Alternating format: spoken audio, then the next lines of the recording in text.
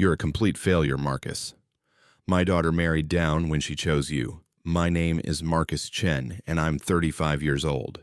I've spent the last 9 years building a venture capital fund in Austin, Texas, making strategic investments through anonymous trusts that keep my identity buried so deep that even SEC investigators would need months to trace the money back to me. But right now, standing in my father-in-law's dining room, watching him carve the Thanksgiving turkey while delivering his annual lecture about my inadequacies, I felt anything but powerful. Richard Blackwood had been calling me a failure for 4 years straight.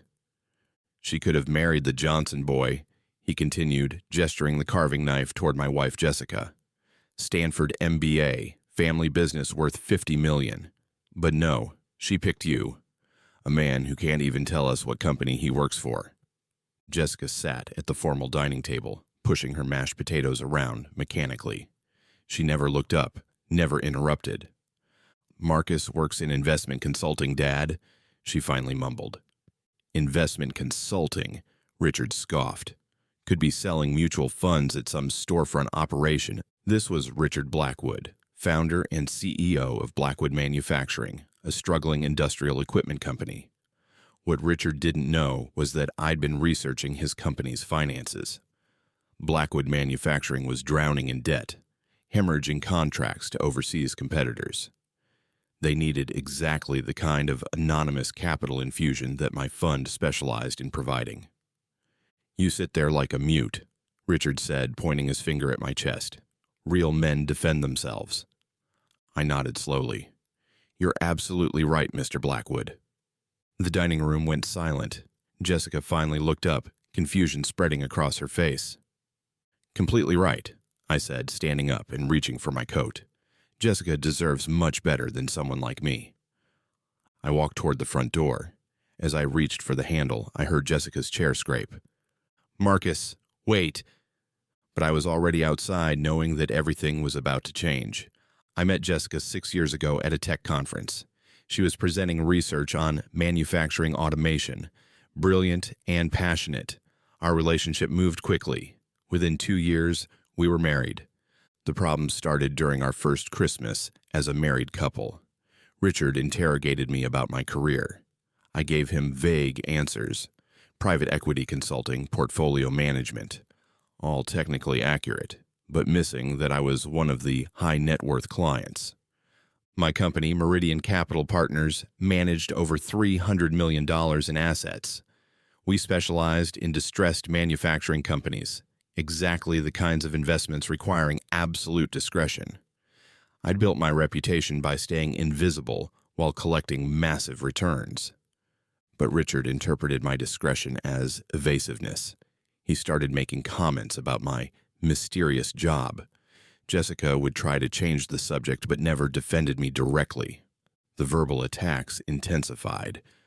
Richard would make cutting remarks about my car, my clothes, my apparent lack of ambition, comparing me unfavorably to other men in their social circle. What made it unbearable was watching Jessica shrink during these confrontations. The confident engineer I'd married became apologetic and withdrawn, constantly making excuses for her father's behavior.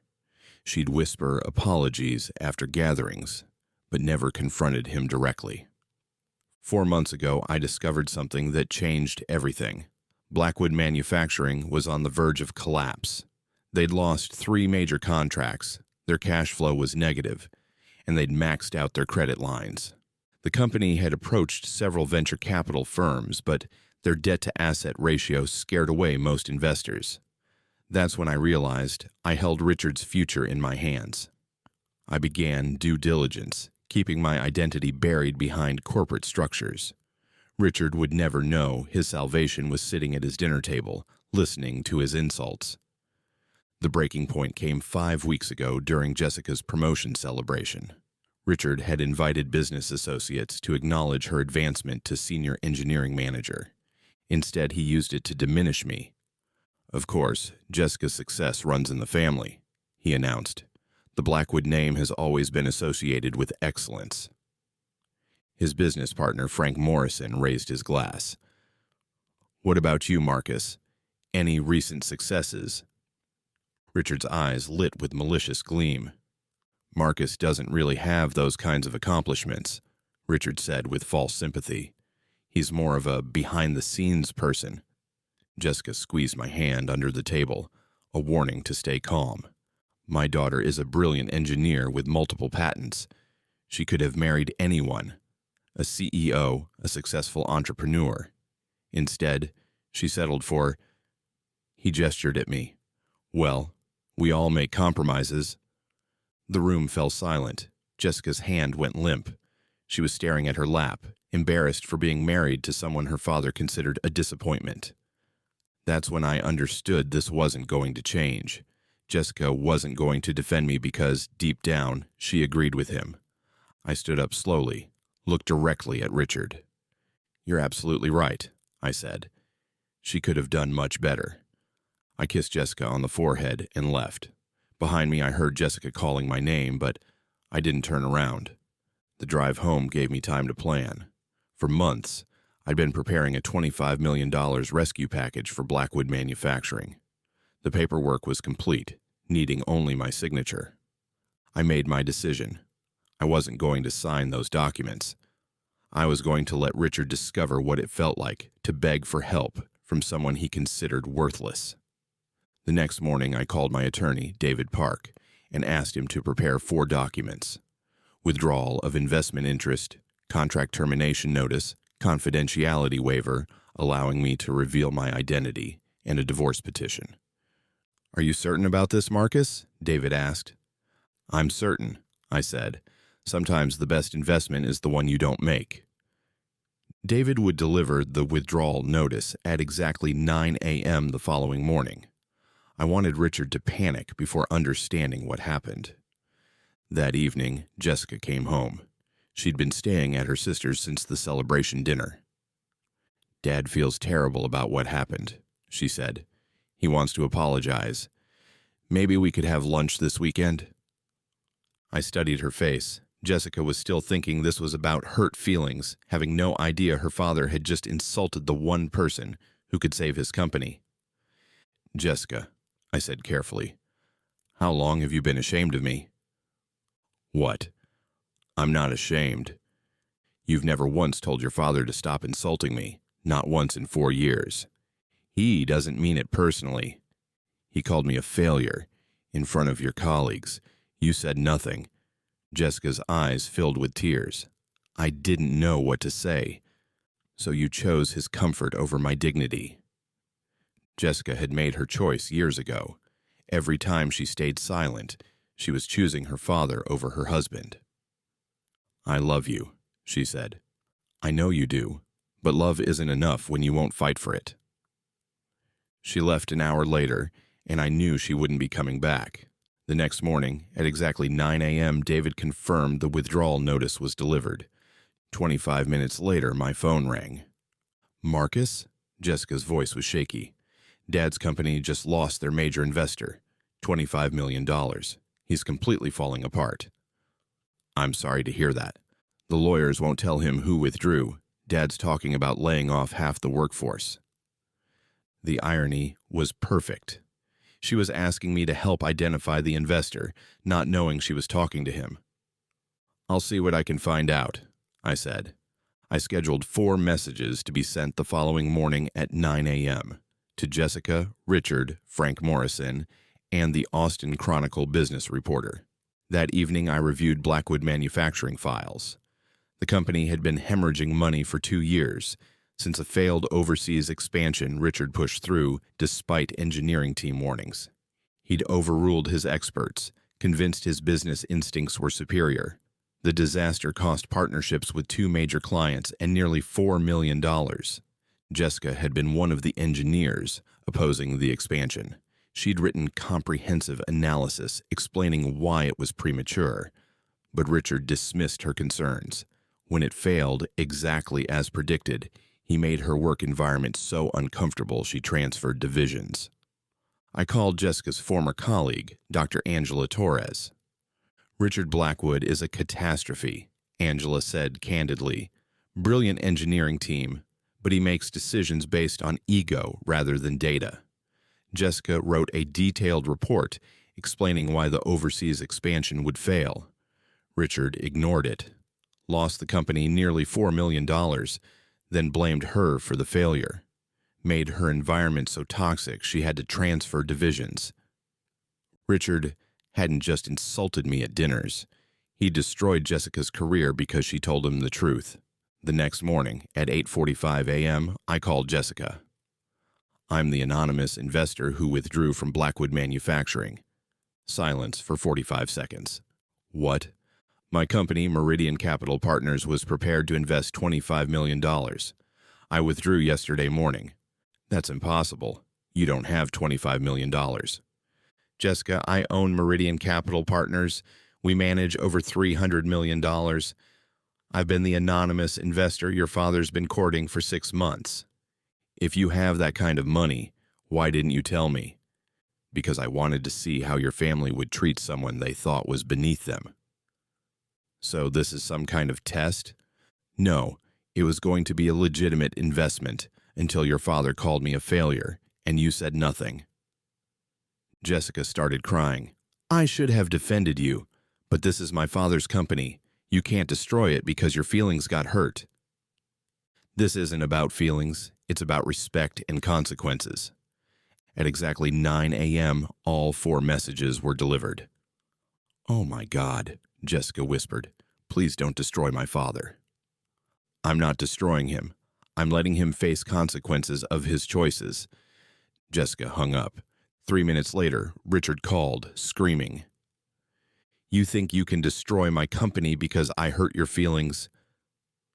47 people work for me. You're willing to destroy all of them? Actually, Mr. Blackwood, I'm letting your company succeed or fail on its own merits, without my money propping it up. We had a deal. We had a preliminary agreement I chose not to execute. No laws were broken. Richard was quiet. When he spoke again, his voice was smaller. What do you want? Nothing. I want you to understand what it feels like to need someone you consider worthless. I hung up. It was over. 4 days later, Jessica filed for divorce. She packed her belongings, leaving only a letter saying she couldn't be married to someone who would deliberately hurt her family. What she didn't mention was that she'd also cut off contact with her father. I found out from Angela Torres. Jessica had confronted Richard about his treatment of me, and when he tried to justify it, she told him exactly what she thought about his business decisions and years of verbal abuse. The conversation ended with Jessica telling her father he'd destroyed her marriage and career, and she never wanted to see him again. Within 2 weeks, news of Blackwood Manufacturing's financial crisis spread through the industry. 3 more investors pulled out, spooked by the company's debt ratio and sudden departure of their primary funding source. Richard was forced to lay off 15 employees and sell the secondary facility. The Austin Chronicle ran a detailed story about the company's struggles. Richard refused comment, but the article quoted former employees painting a picture of leadership issues and strategic missteps. By month's end, Richard had mortgaged his mansion and was liquidating personal investments to keep the company operational. The country club membership was gone. The luxury cars were gone. I drove past his house one evening and saw him washing a 10-year-old sedan in the driveway, the kind of practical vehicle he'd once mocked me for driving.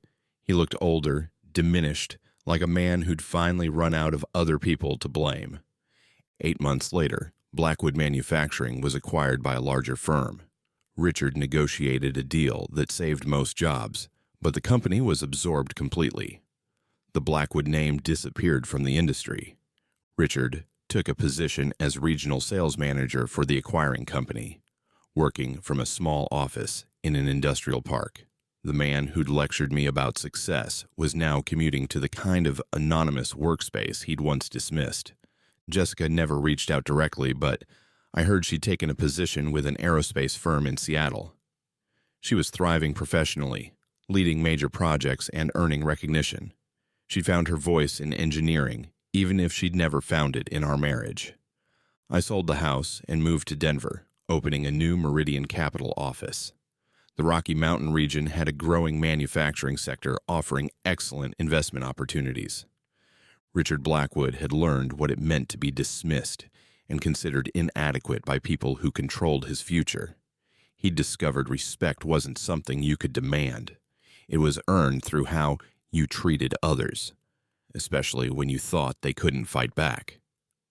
Sometimes, the best revenge is letting someone face the natural consequences of their own character. And sometimes the most worthless person in the room turns out to be the one with all the power. A year after the divorce, I met Dr. Sarah Kim at a technology conference in Denver. She was a brilliant software engineer who'd built her own consulting firm. When I told her about my investment work, she was genuinely interested in the complexity and discretion required. "I love that you're methodical," she said during our third date. "My ex-husband used to criticize me for being too analytical. He called it overthinking." "Sounds like he was an idiot," I said. "Yeah, he was. He also thought it was funny to make jokes about my accent in front of his friends." We understood each other perfectly. 2 years after the divorce, Richard tried to contact me through a mutual business acquaintance. He was struggling financially and wanted to know if I'd consider investing in a new venture. I politely declined. Some lessons need to be permanent. 3 years later, Sarah and I got married in a small ceremony overlooking the Rocky Mountains. During our vows, Sarah promised to support my ambitions, trust my judgment, and always defend our partnership. Everyone smiled, but I knew she meant every word. Richard's insults had been designed to make me feel worthless. Instead, they'd taught me the importance of surrounding myself with people who appreciated my character rather than trying to diminish it. The man who'd called me a failure had become one himself, and the quiet, methodical approach he'd mocked had built a life and career he could never touch. Sometimes, the worthless person at the family dinner turns out to be worth more than everyone else combined. And sometimes the best revenge is just living well enough that their opinion becomes completely irrelevant.